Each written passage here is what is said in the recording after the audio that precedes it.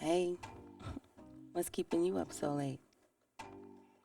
Got something on your mind? Let's talk about it. My name is Coffee Dark and Sweet, and you are now tuned in to the Midnight Coffee Podcast. Here, have a sip. What up, though? Thanks for tuning in to part 2 of the Blame It on the Music episode of Midnight Coffee. Buckle up, because this is where it gets deep. If you like what you hear and want to hear more, make sure you like, share, and subscribe so the algorithm can keep you in rhythm with us. Enjoy. I'm gonna get into the. I googled it. You Google everything. I do. I googled it. And it says that music is a vocal or instrumental sounds or both combined in such a way as to produce beauty of form, harmony, and expression of emotion.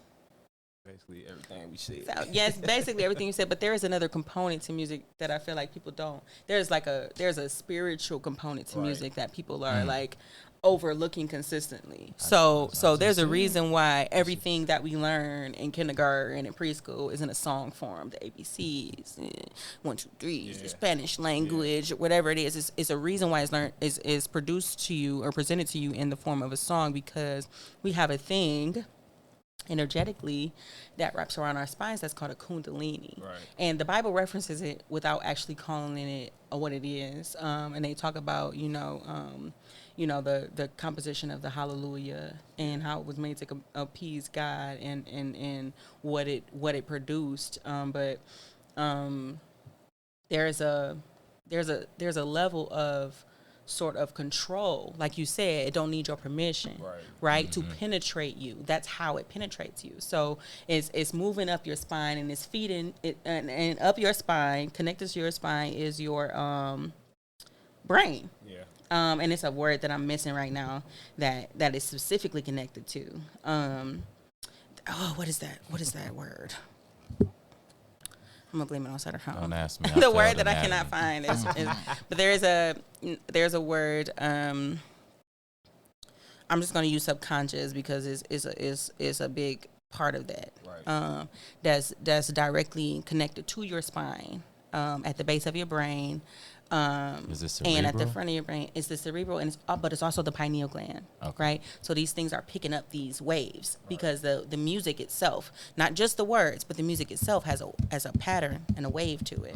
And your body is like, that's why it doesn't matter. It don't matter whether I'm a dancer or not. If the right beat come on, I'm a dance. You know what I'm saying? If Mary J. Blige cried too much, I'ma cry with her. Like, you know what I'm saying? That's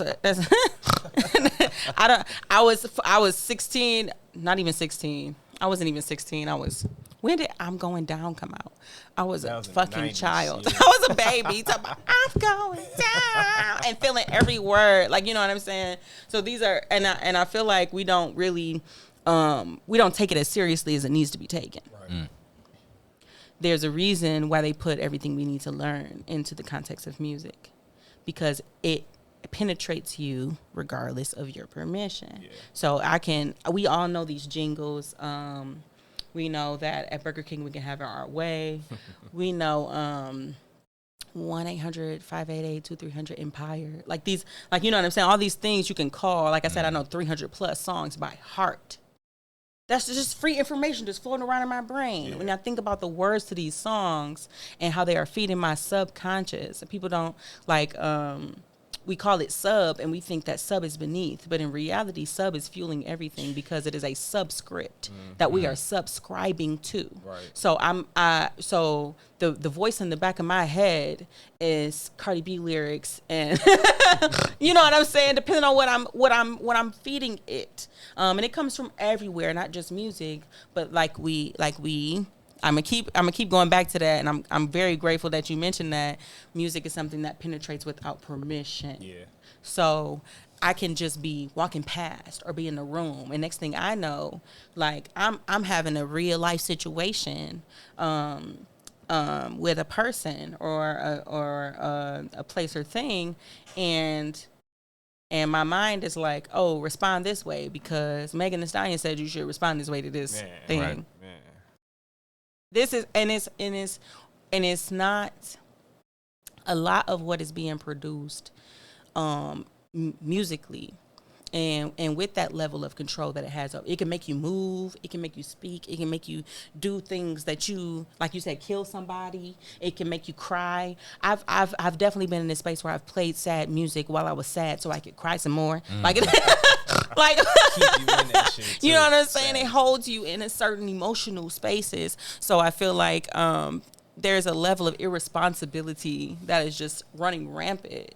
Especially in America, we have this freedom of speech situation, and literally the Second Amendment is, well, you should carry a gun because what people say also has a way. If you can produce music with your throat, with your tones, with Body language, all that shit. all of that shit, and it creates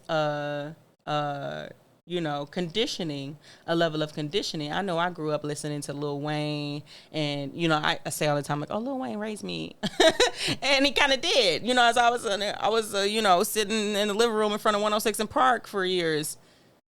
Right.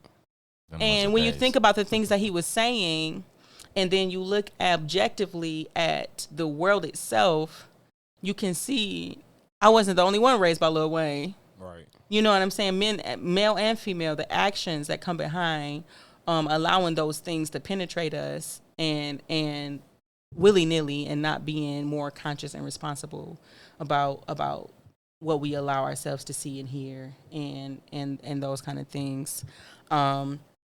Which is why this whole topic was brought up, because there are a lot of things that we can blame on music. A lot of things. And today, music is literally in the toilet. And it's not in the toilet everywhere. It's not in the toilet everywhere. There are a lot of people producing, substantial, beneficial things that we all need to hear, but do they get airplay? No, not really. Are they getting airplay? I feel like that's the part though where a lot like of people don't get airplay. we get mad at like what they putting out, and it's like, don't listen to that shit. Yeah, but You can find, like, this is what people say, and I think about this all the time. Like, obviously the mainstream, they got an agenda, so they gonna push what the fuck they want you to hear, and we all know that. It's like I'm glad you brought that agenda up. Yeah, it's like you gotta know, like, it's somebody else that's saying some shit that you need to hear too, and you gotta go seek it sometimes. And I think we get so caught up in, well, they should be doing this. What the fuck is our point? Like, what are we supposed to be doing? Like making the music and like going like push your kid to listen to some shit you want them to hear. And that don't mean you gotta make them do it. It's like, play that. Like, That's true. That's true, and it's a factor rolls into that. There too. is a convenience factor, but there's sure. also a factor of I'm with my kids after school, before work, after work. During that time, somebody else is taking care of them, watching them. They in school with other children. Like, I don't let certain stuff play in the background. Right. Even if it's just me listening to it. I know my kids can hear it. I don't let it play in the background. Right. Everybody is not that conscious. So my kids have regurgitated shit to me that I'm like, where'd you get that from? You know what I'm saying? Right. And it's I'm constantly, I feel like I'm like literally boxing the media at this point to save my children. It's insane.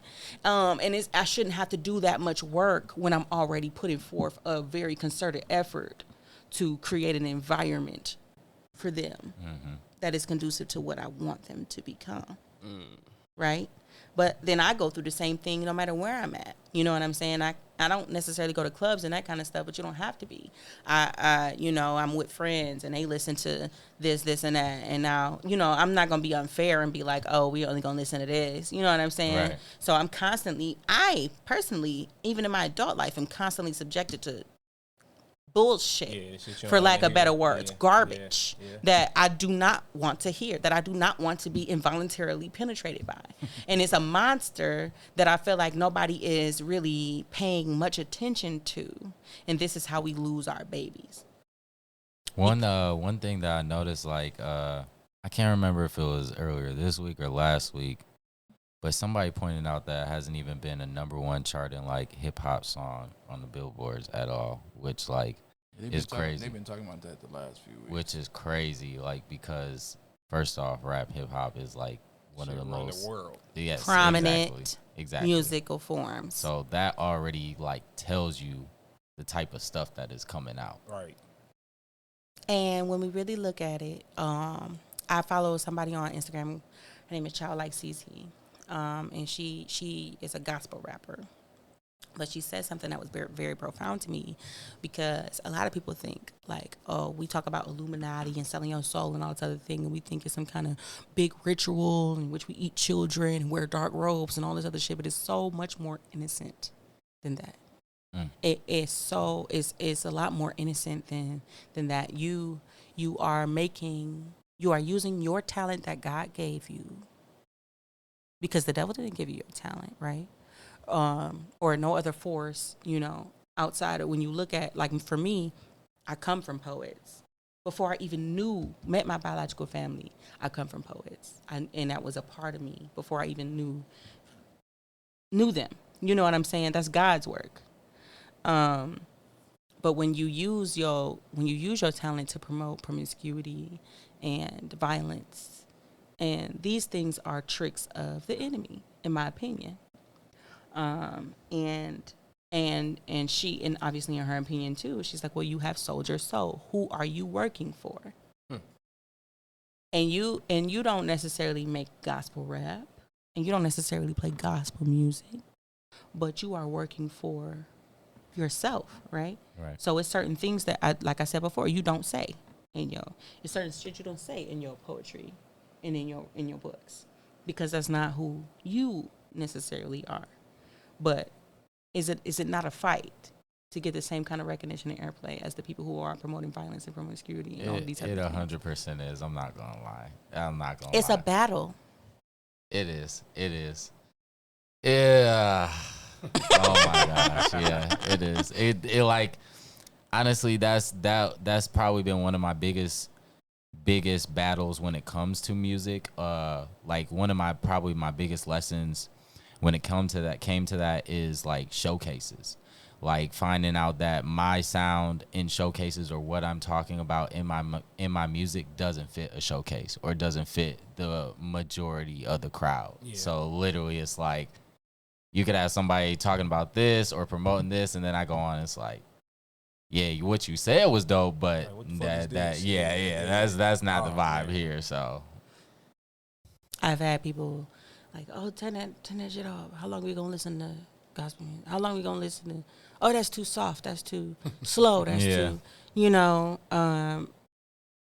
And I work vehemently to protect myself from being penetrated by things I don't want to be penetrated by.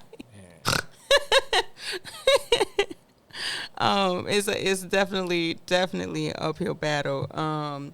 Speaking of music and musicians, there are a ton of musicians nowadays like Trey Songz, Chris Brown, R. Kelly, who have done things that we don't feel like are appropriate, obviously, who have I feel like also been possessed by music and different kind of influences to do violent and assault and violence and assault and all these other extra kind of things. And I'm curious to the room, like, do y'all support these people who are known to be personally in their personal lives? A lot of people say like, oh, somebody's personal life and their talent don't really mix kind of situation, and you should respect them for their art form and this kind of thing. And I respect those opinions and everything, but I'm curious, like, Kyle, do you listen to R. Kelly? No, I don't listen to R. Kelly. I don't listen to Trey Songz. I definitely don't. I haven't listened to Chris Brown in a minute. I literally, like, if there's anything that someone does, like, especially because I have 2 daughters, so, like, my biggest thing is I try to be the biggest example for them. If there's somebody that says something or does something that I don't agree with, I can't support them and then show them, like, you shouldn't be supporting somebody like that, because then that's just contradicting myself and being hypocritical. But all of these people are immensely talented. They are musically talented. They have these great and wonderful connections. Like It's like Eric said though. It's a bunch of other talented people. Yeah. There's other people that can literally still sing or be better artists or greater singers or have a higher talent than them. They're just not getting the spotlight or they're just not getting that recognition. So what do you do to find them? To find them, Are you looking for them, or are you trying to be them? I wouldn't say. It's man, that's actually a good question. I wouldn't say that I'm really going out to look for them, but if I run across or my path crosses with them, I always make a note or always take a mental note or always try to, like, I wouldn't say test the waters, but play it for my girls or let them listen to it. Like Chica, Samba the Great. Yeah. These wonderful female artists that are doing and saying amazing, affirming things. Although, listen, Chica got in a little, I don't remember what it was on Twitter. It was funny, though. She got in a little, what was it? It was an argument on the plane with somebody. Somebody had some babies that was crying next to her, and she went off on them. Like, she went off on them. That was like, that ain't got nothing to do with, like, you know, you and your character, but it was just funny. It was a side note funny to me. But I would say for sure, as far as like the message that I try to promote, I definitely try to promote like greater than what they would hear on mainstream media or what a lot of their friends, or I don't even want to say friends, what the mass majority is listening to or trying to also pass around. All right. Do you listen to R. Kelly, Shaw? Actually, I do. And the thing is, people judge me for it because I myself have a daughter and everything, but I can't merge the person and the music. Just off rip. Like, don't get me wrong. I don't support them. I don't condone anything of that nature. But if it comes on, you don't turn it. I don't turn it. Because I don't mix up the two. So how is that not support? Because before everything happened, I bought the CDs anyway. So I figured. When it was a rumor and not a fact. Correct. So I figured. I wouldn't give him more money or go to a concert or anything like that. But his old stuff, to me. I'm not judging you. Or are you? She judging. she judging on the inside. Nah, you can see it in her face. Yeah. I'm just saying, like, I don't understand. You say, well, I don't support him, but it's like, if you don't skip the song, you are supporting him. There's no way to differentiate support from listening. Well, you know, there's a fine line with support. Yeah. You know what I'm saying? I think we label a lot of stuff that don't really fit. He listens to R. Kelly too. Actually, I don't. But it's more of a personal choice, not because I feel like everything he ever put out was about his victims. Right. Like, there are certain songs I've heard and be like, I can't listen to that song no more, even though I grew up on it. You know And it was the jam back in the day. But like, when I hear it, it strikes me different because it sounds like the same. he's That's talking. true. I will tell you what. Not all his songs, but a lot of them It do. sounds like he's talking to his victim, right? Yeah. Seems like But you're there's ready. also that's definitely one of them. Definitely. But a number. That was But at the- Aaliyah, but yeah. But at the same time, I've watched R. Kelly's path, right? And then knowing that in his youth he was forsaken. Right. You know what I'm saying? It's the story of little boys all over the world that we don't even pay attention to, right? And that we have no empathy for, Little black no boys, sympathy more for, specifically. no grace for, and we criticize them as adults because of stuff that happened to them that they had no control over and nobody helped them with, and we're still not helping them, right? Yeah. So I got one aspect of me is like, damn, I feel bad for R. Kelly because somebody probably could have saved your life. Yeah. That's true. And then I go and I watch your journey and I go through all the stuff that you've ever made and I see the ebbs and flows of you crying out in some of your records. Yeah. Because you trying to find God, you trying to connect to God, but then on the other hand, you like, I can't get away from this over here because everybody else that's with me, they like, man, we trying to you know what I'm saying, you R. Kelly, you the man, you can, you know what I'm saying, whatever. Yeah. They may have seen some of the stuff, but they ain't know how sick he was. Yeah. You know what I'm saying? I think even so if they it's two sides of the coin. It's always that like, yeah, nah. But then on the other side, it's like, yeah, I can. Like, I can listen to Steppin' in Love. I had to play it for somebody like I was just about to ask you that. At somebody's wedding, and I was like, damn, I got to play this song. And I didn't even want to play it, but when I played it, you know, I was kind of listening to it, and I was thinking, and I was like, well, damn, you know, this song ain't really that bad, but am I about to put it in my rotation or am I about to put it in my personal playlist? Probably not. You know what I'm saying? But that's just for me. But I'm not gonna knock somebody else who decide they still have this connection with "Step in the Name of Love" or some of the other songs. Chocolate Factory. Were like, Chocolate Factory. I loved it. Prime example. I Believe I Can Fly. Oh, I was thinking that when you said right. That's people's graduation songs for it. Yeah, bro. But it's probably a beautiful song. It's probably one of the most inspirational songs ever made in the history of music. Especially by a black person. Yeah. You know what I'm saying? Then you connect it to stuff like my daughter loves the first Space Jam. Right. It's in that movie. I love the first Space Jam. Love it. You know what I'm saying? Love it. And that wasn't even the only song that he penned or produced for that soundtrack. Right, but that was the one. You know what I'm saying? But that I Believe I Can Fly was the one that just it hit everybody. It didn't matter what background, what your ethnicity was. You know what I'm saying? It didn't matter. It hit everybody. No. So you can't ignore stuff like that and then be like, well, I can't listen to that song because he was a rapist or a pedophile. You know what I'm saying? But I'm gonna turn it. Like, it's like a grieving process. I'm not mad at you if you want to listen to certain songs that R. Kelly. Right. You know what I'm saying? Is it in my personal playlist? Nah. That's just me. But I'm not judging you for, you know what I'm saying? Because some people do separate the music from the person. The art. And this is another example. And you brought him up earlier, Tupac, right? I'm a Tupac fan to a certain extent. Yeah. I feel like there was always two sides to Tupac, right? Yeah. So you had the Tupac that was for his people. Yeah. He was for the women. He was for the babies. He was for the elderly. Yeah. But then you had the Tupac that was like, I don't give a shit. We fuck whatever. But look at his trajectory of, you know, the music he made, when he made it, how he made it, who he was connected to when he made it. And there was a shift because you listen to his first album. That's true. It's revolutionary. You listen, then you listen to the other albums. You see there was a shift when he was like, I got to make money. I got to do this. And produce for these certain people. Plus, let's all just keep it 100. Tupac was a genius. Period. You want to really believe it Period. or not? Sure.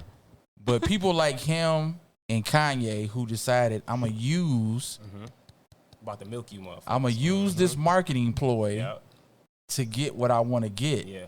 You know what I'm saying? Yeah. So like, I'm glad you brought Kanye up. So there's part of me that's like, I'm not really mad that you used what the white people been using on us.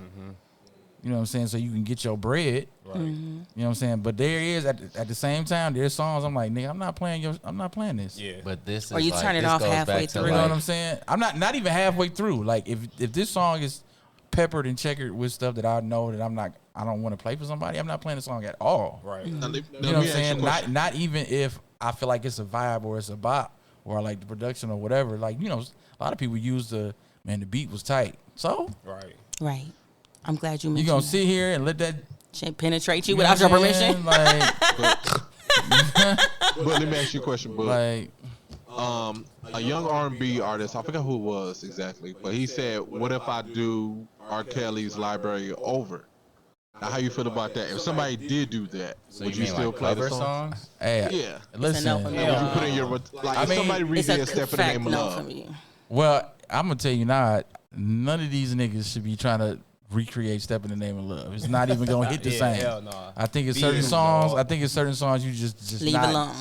Leave that shit alone. You know what I'm saying? But if another artist decided he wanted to recreate a whole bunch of R. Kelly songs, kudos to him. If he make money off of it, that's on him. What would you put in your playlist? Hell no, because I don't even play half of the stuff that's out now. Right.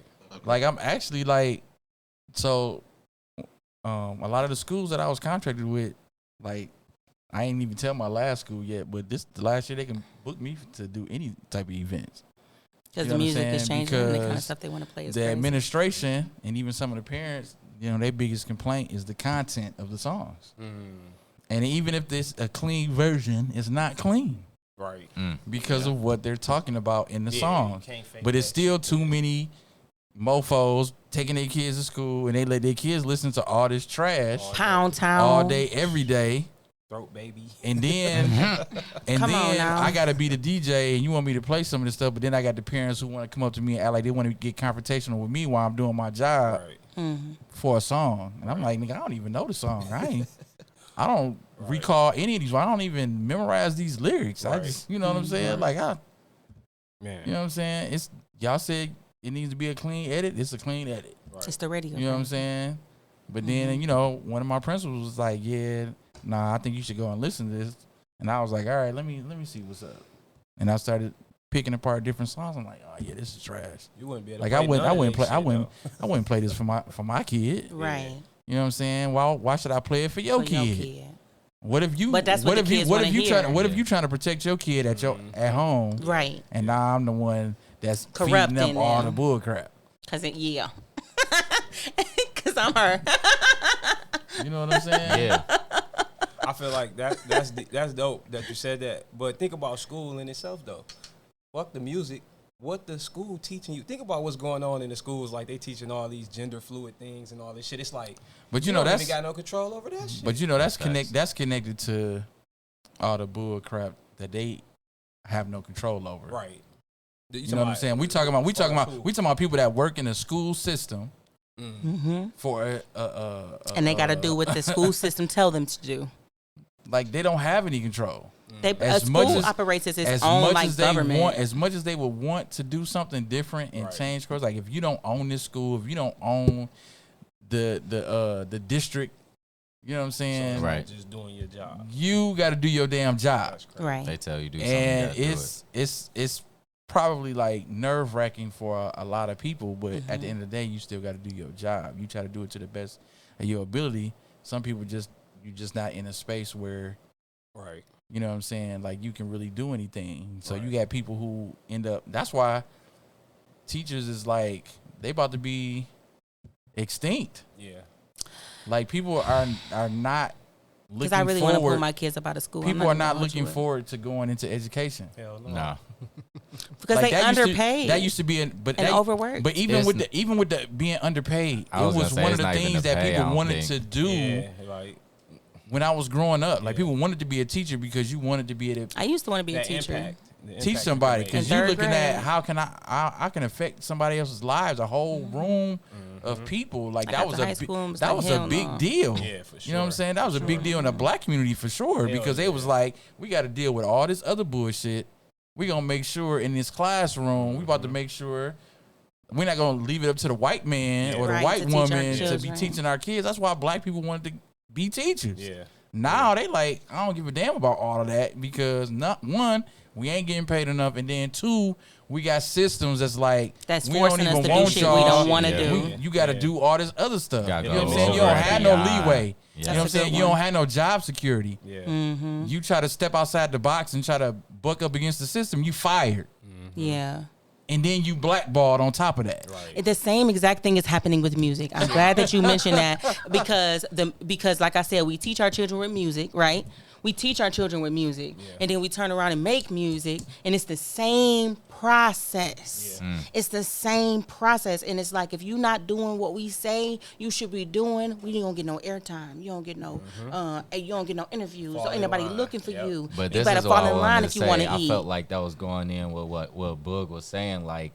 When people are recognizing or seeing the music that R. Kelly is making or that like Kanye's are making, like people may see something wrong with it, but they're like, if you don't do it this way, it's not going to be able to reach this capacity or it's not going to be as successful. So you might as well go do what you was doing because if you don't do it that way, then it's the end. Right. But Kanye, we got to talk about, okay, I'm glad y'all brought him up because he is a genius, like I said.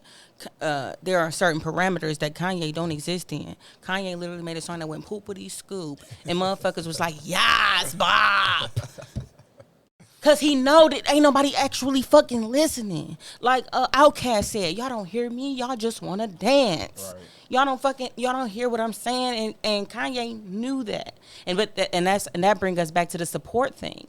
Kanye's mama supported him so much to the point where he felt like he could literally do whatever he wanted to do and it would work. And guess what? It did. Still does. It still does. He can do whatever. I listen to so many gospel songs that I didn't even realize Kanye was responsible for. Why he don't get separated with other people though? Because because I'm he's an individual. super fan of Kanye, like especially the early albums. But if we sit up and nitpick something the motherfucker do, people could be like, he said this about, like, it's a lot of shit you can nitpick and be like people try to cancel motherfuckers for the littlest things. Why he not in the same boat? And not to say Kelly. But I think right, because I think some of it is based on his background and how he was brought up.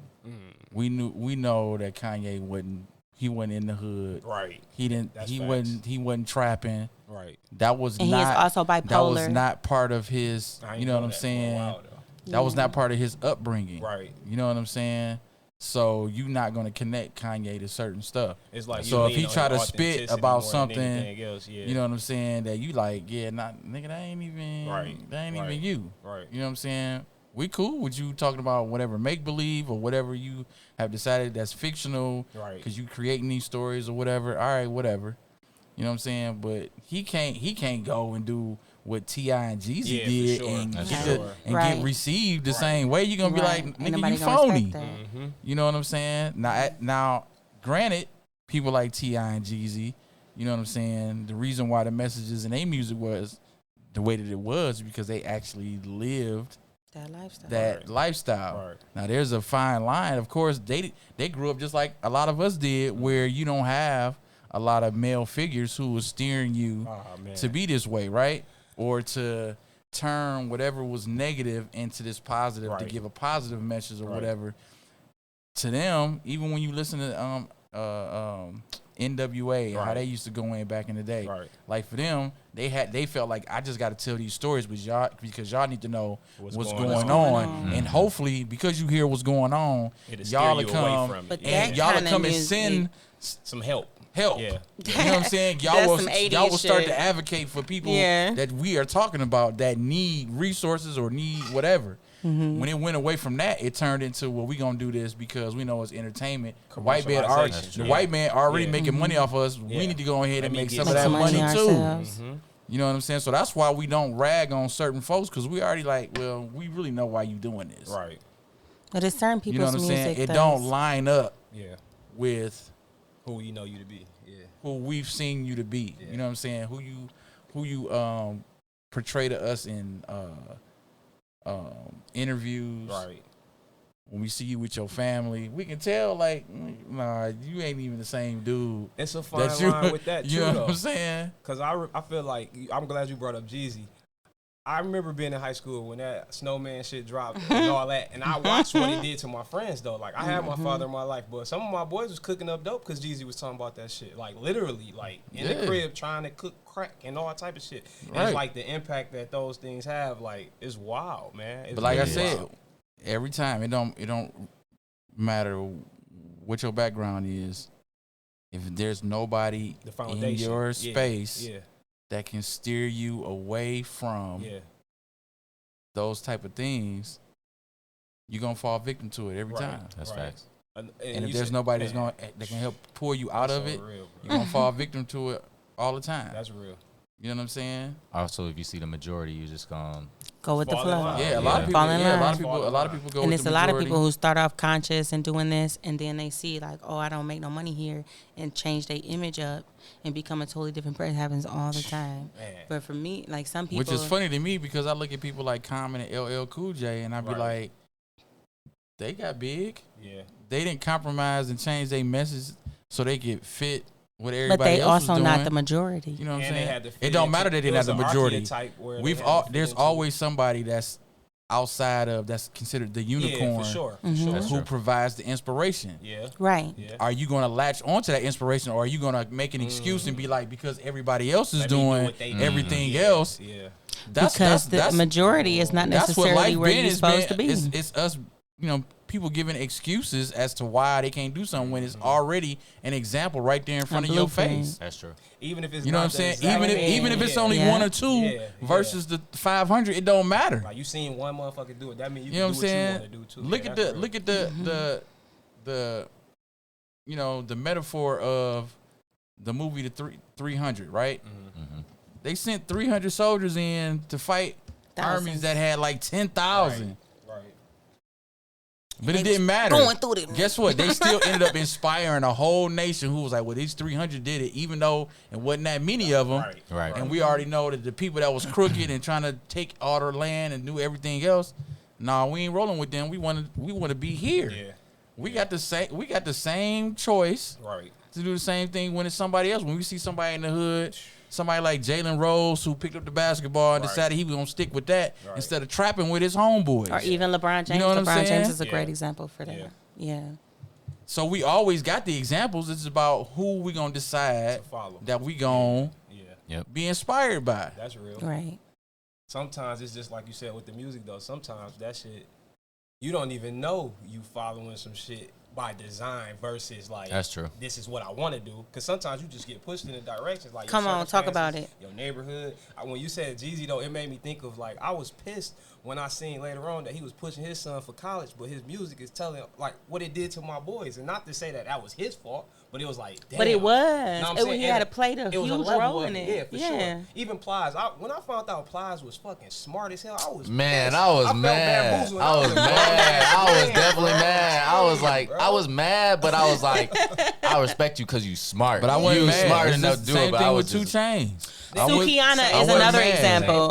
Sukihana is another example of somebody who is intelligent, and she is what I consider to be a troll, where she plays a role that she knows is going to get her attention and goes with that flow because she knows that is what's going to make her pop.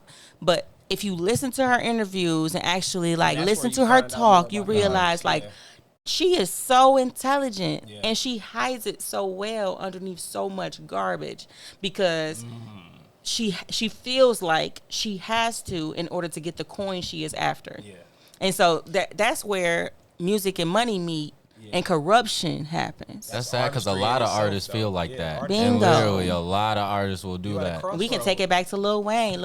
I was listening to a Lil Wayne interview where he said he had an experience where he had shot himself because he wanted to die because he felt like his mama wouldn't let him do music and all of these kind of things. But when he realized he didn't die, he spoke with an entity that said if you let me do music or whatever, and if you do music or whatever, I'll let you live or I'm paraphrasing right now, but it was something along those lines.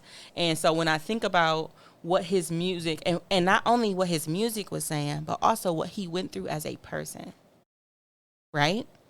Because we are getting now into we have Bad Boys Club, we hear Razby talking about being sexually molested and all these different things that go into being able to produce music to the masses and be these icons that we respect and idolize all day long. But if you knew, if you knew in depth for real what they were going through, would you still respect and idolize them? Right. Would you respect and idolize the victim? Because in majority, that's what most of these people are, is victims. And they play themselves into these roles and get conditioned to be into these roles by the people who are victimizing them. And so what they are doing then when they produce music is conditioning us all and our children to also be victims. Victims of a specific lifestyle, victims from a specific type of person, victims of a specific type of personality. And even Meg Thee Stallion, she made a song recently about having anxiety and, apologizing to her mama for wilding out and being, the extreme sex symbol that she is. And it's you see the contradiction and the duplicitousness of being conditioned against your nature, right? Because we are not, if you really get into how we are made and created, we not supposed to act like that. It's literally against our nature to behave in these ways, to cook crack, to sell it to our community. It's not in our nature to behave that way. So it will only be the enemy then that would condition you to be that way. And that's why I feel like a lot of the stuff like R. Kelly's music and even some of Tupac's music is in fact contaminated. I feel like, would you drink contaminated water? No, you would not. Would you have sex with somebody who you knew had a viral disease? Right. You probably would not. So why would you allow something that is so powerful to penetrate you without your permission? Well, all of that goes to lack of knowledge. That's what we're here for. We're here to provide basis for that knowledge, for what music actually is, how it is serving us in our lives. If a song can bring a bunch of people together, I listen to gospel music all day long, and I tell you what, it can go from sad to hype to, in every single emotion I feel from every other different kind of music, I feel in gospel music, without a doubt. And I'm not saying that's the only kind of music you have to listen to. It's not the only kind of music I listen to. But what I'm saying is the same type of emotions and feelings and you know, you listen to Jeezy and he make you feel like you can cook crack and be a superhero. And you can get those same kind of feelings and that same kind of inspiration from stuff that is actually inspirational and that is actually going to drive you to be the best version of yourself and to do good in your community, into it's food, like you said, it's food, it's air, it's water, damn near. You have to be careful in consumption. A lot of people think consumption is what you put in your mouth. Consumption is what you put on your skin. Consumption is what you listen to. Consumption is what you see. Consumption is everywhere and all around us. And in America, we are conditioned to be consumers. Mm-hmm. And that's pretty much it. Right. When you realize that that is what you are conditioned to be, then you begin to use it responsibly. Well, what am I consuming? And why am I consuming that?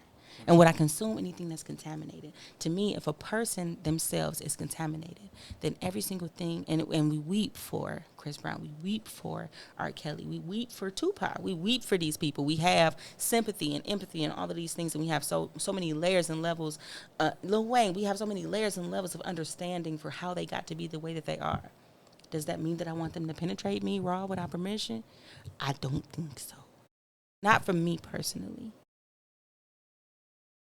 And I grew up, part of the reason why I'm such an avid writer and all of these things is because of the same people that I'm talking about. Like I said, my mama listened to Chocolate Factory religiously. I loved it. I felt like he was talking directly to me, which is a problem considering I was like 10, 11, 9, 8. That boy had some bops on him. I remember Chocolate Factory had some bops.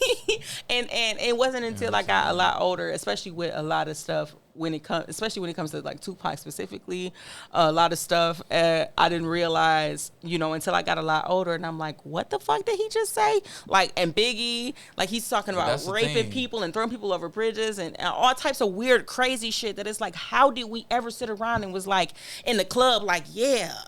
Because we weren't, what the fuck? We weren't really listening, and we didn't have the knowledge that we, like, once you start maturing and you grow into certain things and you start to learn about different stuff, then when you go back and listen to stuff, then you be like, oh, I understand that. That's where to turn it off halfway through come in. Now I know, like, oh shit, I shouldn't have been listening. This is terrible.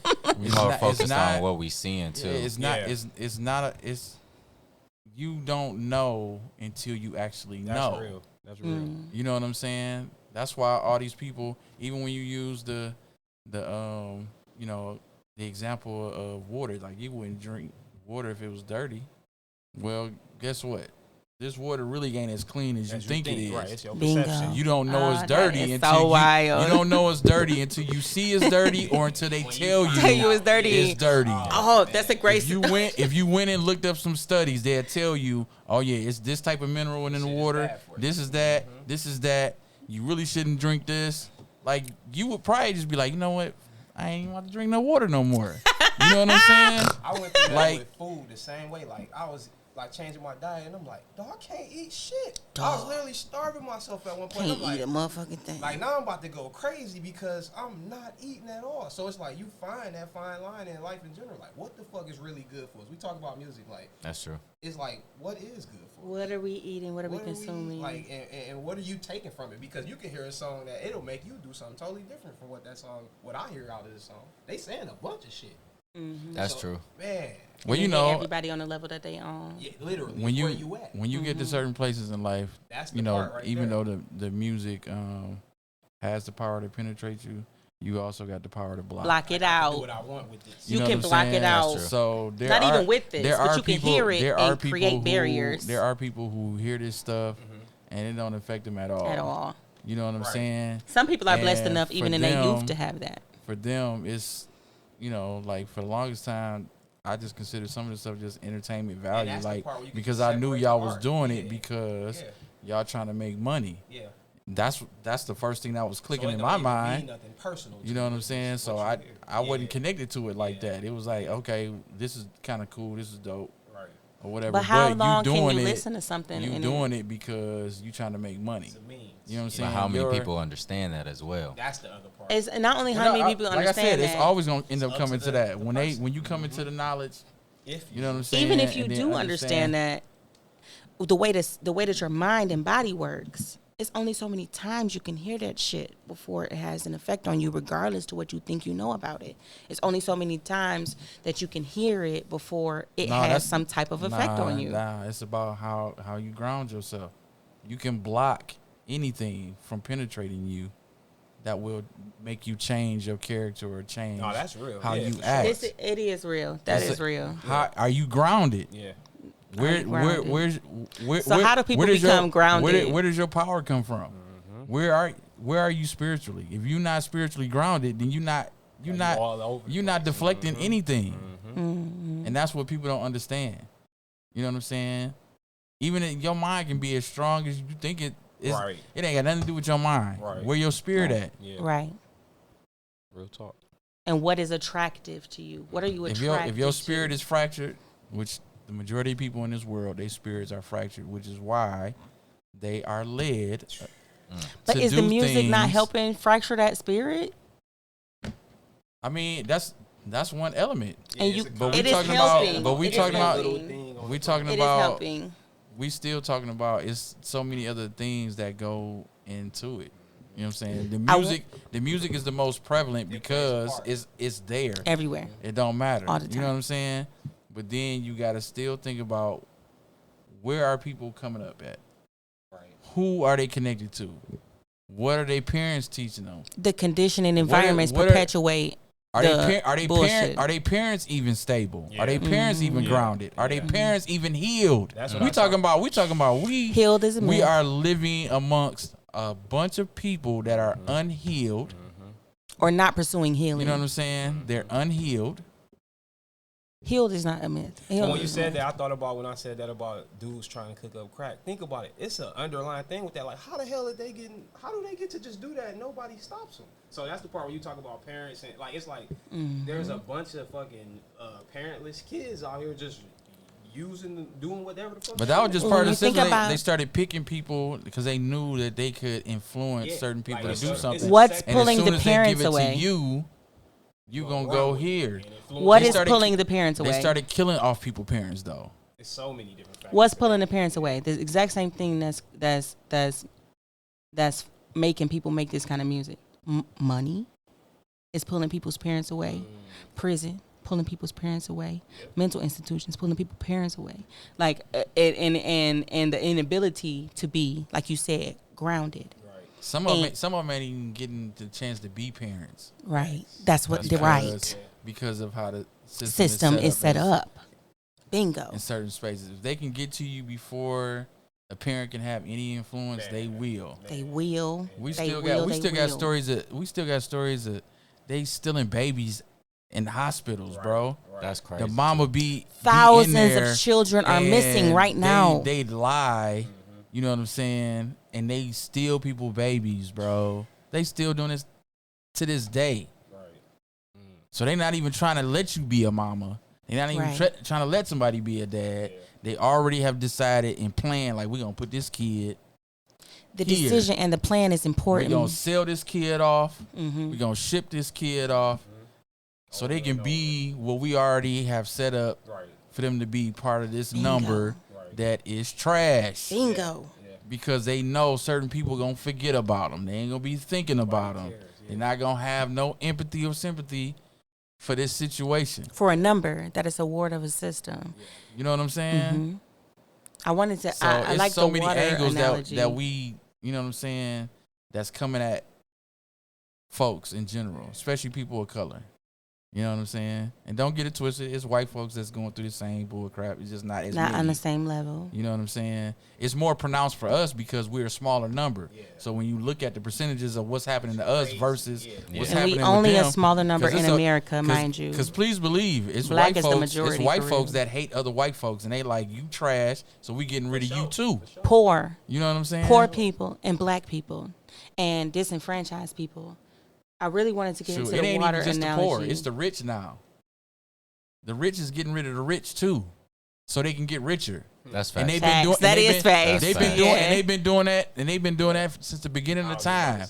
That's the main reason why kings was fighting over territory, so they could be richer and have more power. I'm glad you brought that up because nothing what I'm has saying? changed. Yeah. Nothing has changed. Yeah. The fight for territory and resources is still existing, and people not realizing that it is still the Wild Wild They West. kill their own It's people still and the everybody same else. shit going on. Nothing has actually changed. We feel like it's changed, but it has not because they create all these invisible borders and parameters and tell you this is a city and this is what it's called, and you think that that's realistic when it's not. Every day somebody is coming for the neck of whatever that city is called every single day. And that's a great segue into Flint and what happened with Flint water. I'm from Detroit. We surrounded by Great Lakes. I drank faucet water as a kid kind of situation. Loved it. Water. That's me. Hose. Okay. You know what I'm saying? All right. We drink water all day, every day without even thinking go grab about that it. hose, and we go out there, rinse off the tip of it, and then we drinking out the hose. Drinking out the hose. You know what I'm saying? I went to college in Flint in 2012, and that was way before the water crisis actually was public, right? But me and my sister, we went together, and we turned on the faucet, and not only did it stink, but it was a weird color. We never drank it.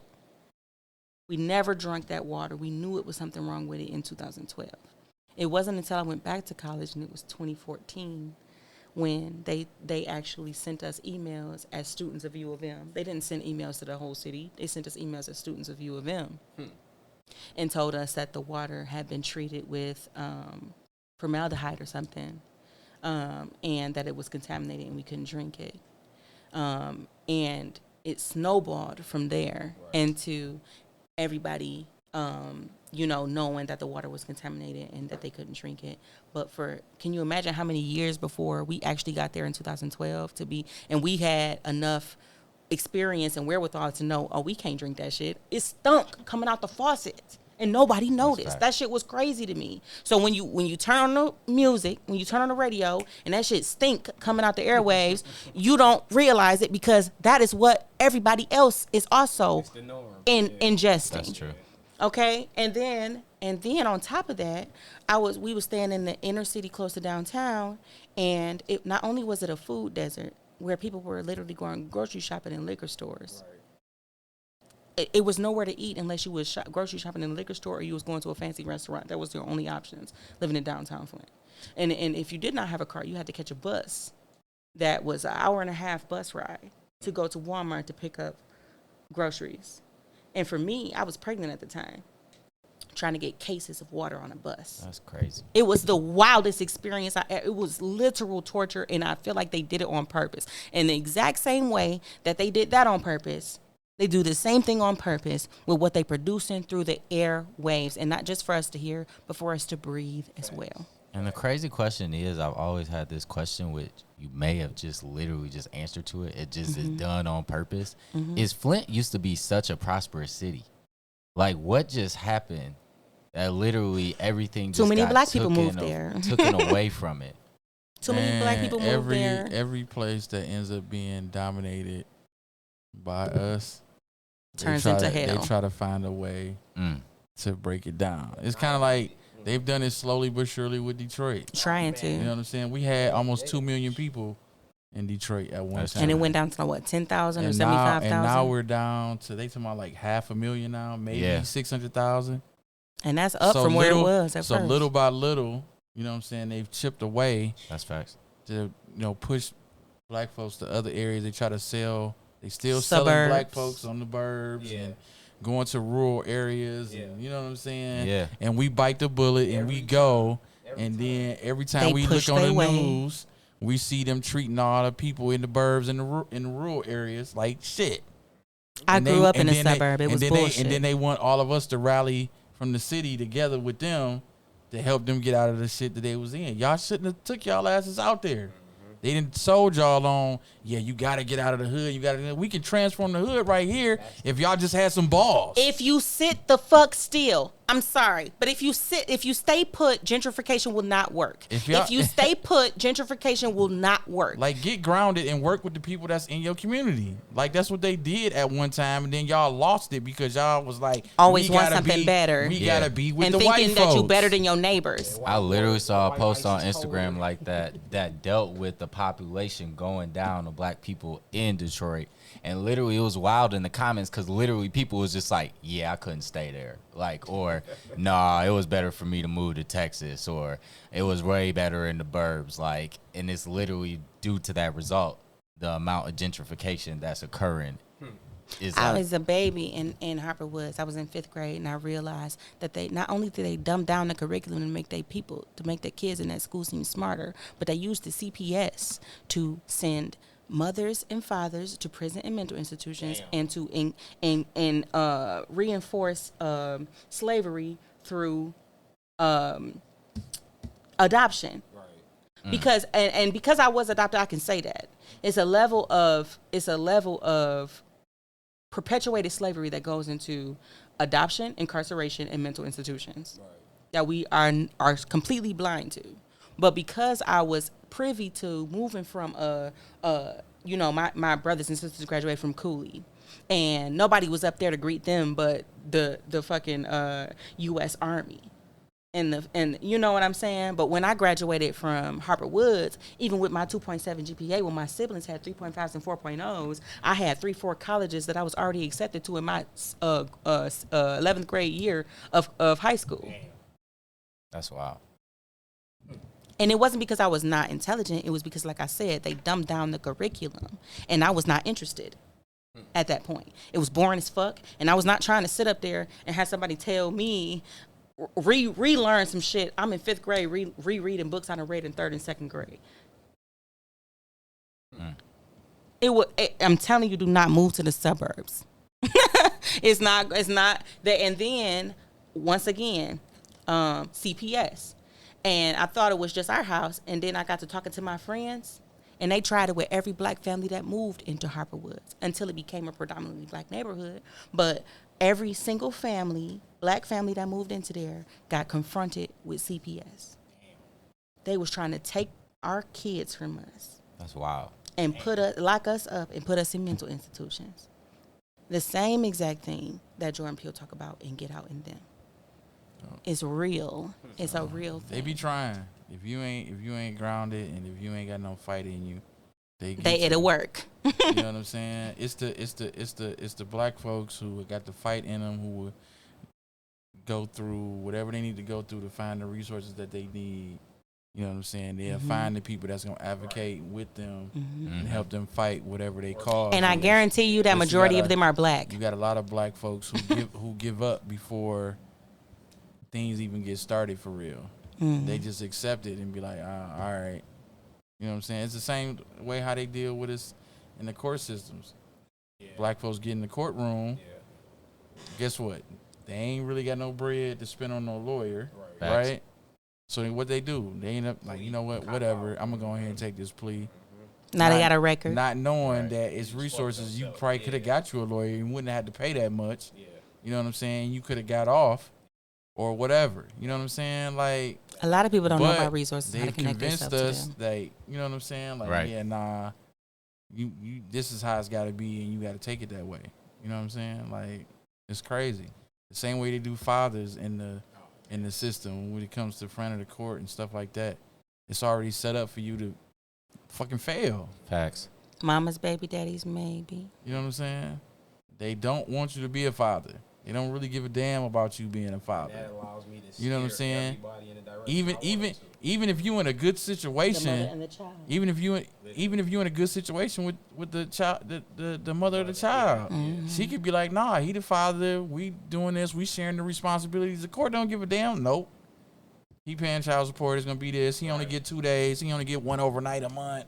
Stupid shit. Like, That's crazy. My what do you homie going mean? through some stuff like that. Like, and it's What, literally like what do you mean? saying. I only get one overnight for the month. Me and my baby daddy had to literally And fight together. if I get more than one overnight, I gotta have permission. Like you didn't have. That's crazy. Yeah, that's wild. You know what I'm saying? They telling you how you gotta live, telling you how you supposed to be. Telling you, You know what I'm how saying? you And can a lot spend of time with and a your lot own of people child. and a lot of people just end up accepting Fall it. right in line. Yeah. And they're doing the same thing with the music. When you get in the car and you turn on the radio, they're doing the exact same thing by what they push out.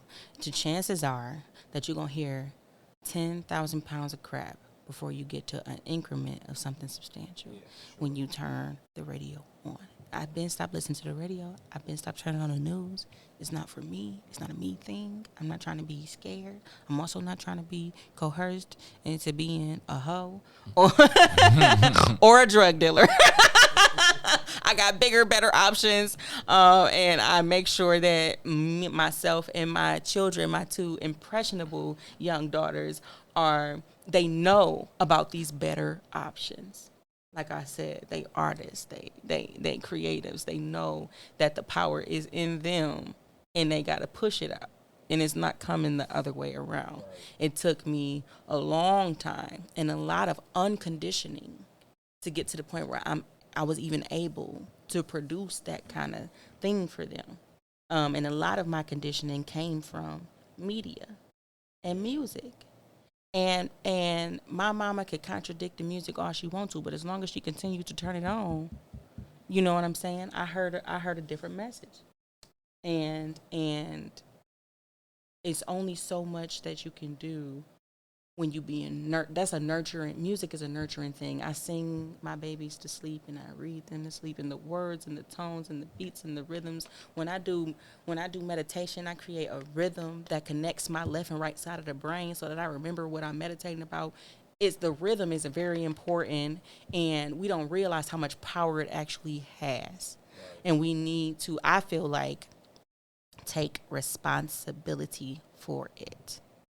If you tired of what's coming on the radio and every time it come on you turn it off and you don't, then make something for yourself. Make something that you can relate to. Find artists who make things that you can relate to. Go and seek them out. You can literally put the words or whatever kind of situation you're looking for, you can put it in a search engine, and what you're looking for will come up. Find it. Look for it. My name is Koffee Dark and Sweet, and this has been the Blame It on the Music episode of Midnight Coffee. I have in the studio with me Eric Thompson. Where can we find you? Facebook, Instagram, Eric Thompson Jr. And you got anything coming up lately? Nah. I got these books I wrote that shit.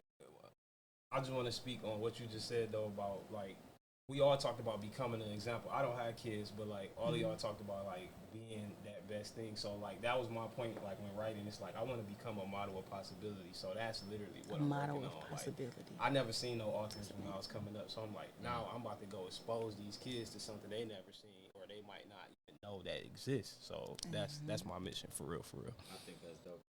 Telling kids how to right. Showing them that like that got such a bigger message. Yeah. And like it's through another form of media. Like people also don't realize the power that books do have. Facts. That's facts. Yeah. And he also has books of affirmation for young I got boys and girls. Children's affirmation books too. I feel like that's so important. But yeah, like affirmations is so important. Is what I'm pushing to the kids. Like you can do this shit. And I feel like everybody got a story in them. It's like literally everybody has something they can share and tell and talk about. So yeah, that's my mission for sure.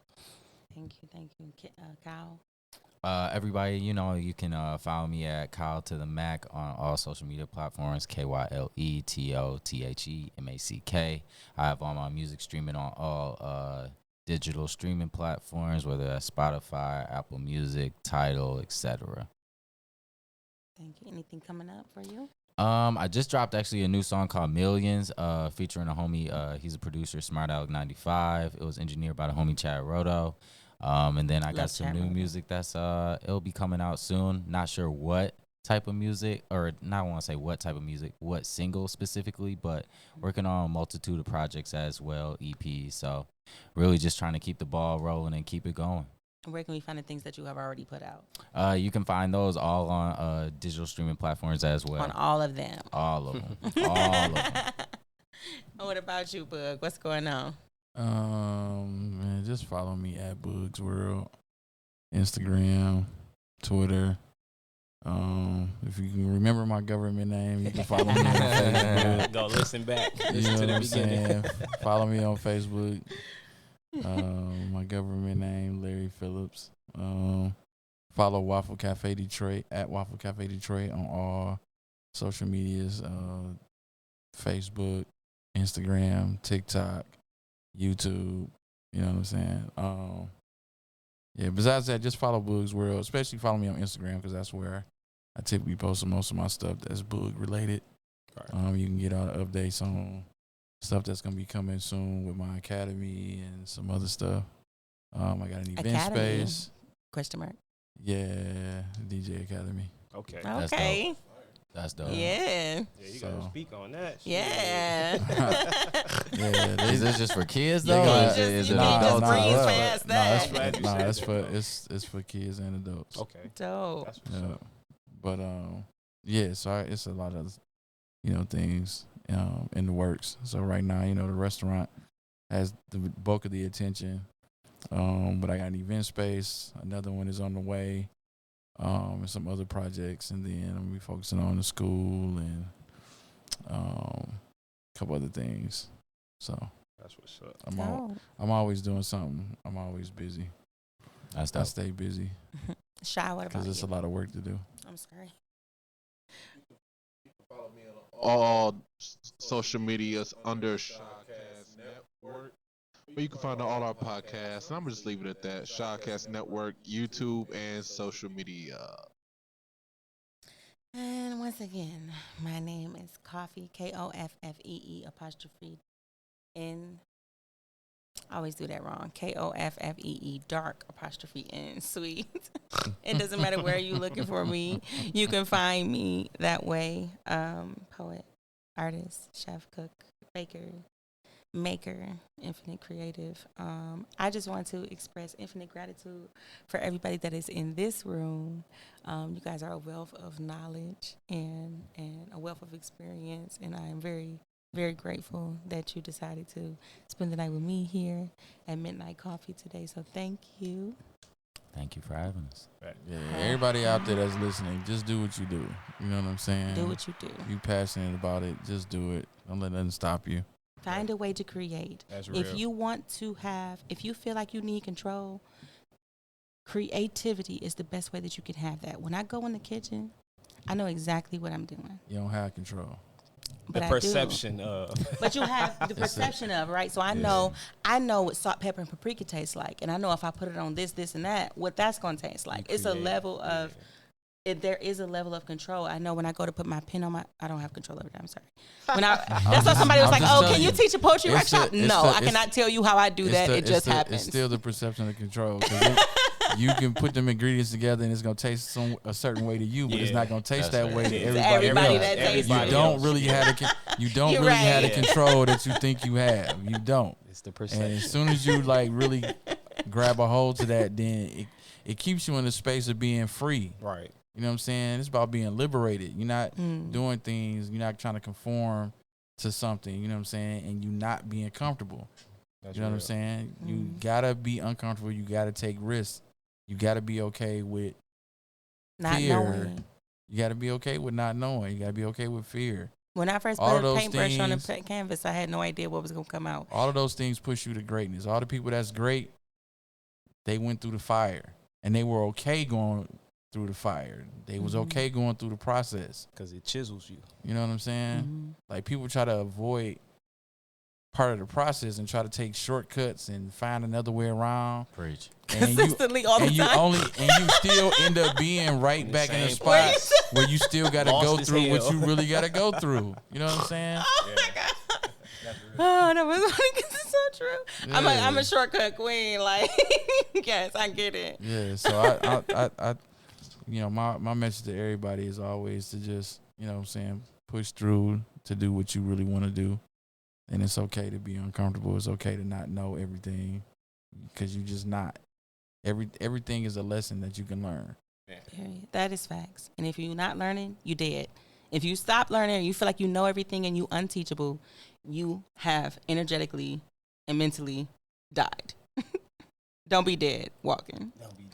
Go get you some knowledge. Go find some people who can cultivate and continue to groom you to be who you are. Because in reality, the type of person that you're really trying to be, and that's really the goal of this show, is to like catapult people into, you know, their divine purpose. So that is something you have never experienced. A lot of what I am today, I had no idea I could ever possibly be. It's new as fuck. So how am I supposed to know how to do this unless I allow the world around me to make me, unless I allow God to make me into this new thing that I'm trying to be. Relinquishing control. Really, you gotta relinquish control. But what you don't have to relinquish control of is what you listen to, what you ingest, what you consume. As a consumer, you are in control of what you consume. And I beg and plead everybody that's listening to take control over what they consume, not just with their mouth, but with their mind, with their ears, with their sight, with their flesh. The lotions and different kind of